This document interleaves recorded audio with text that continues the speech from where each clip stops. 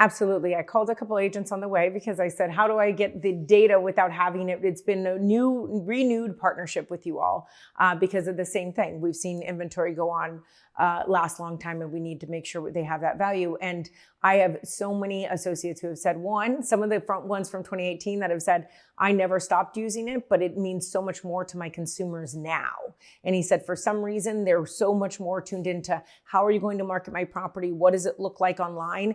And so their sellers are loving, their landlords are loving that this actually exists. I mean, they're showing their friends, they're showing their families, like, look at my house, come see my house. I mean, can you send me the link again? I want to forward to so-and-so. So that was an interesting nuanced story that I heard. And then the second piece is people are selling before it even hits the market, or it even, it hits the market the day of. You're getting multiple offers from people all over the world. I heard a story today that somebody called them from Brazil. They saw the property online and they were okay, we're going to fly in from Brazil. We want to make an offer. And so it has truly been a way for people to see the house 24/7 without having to walk through it.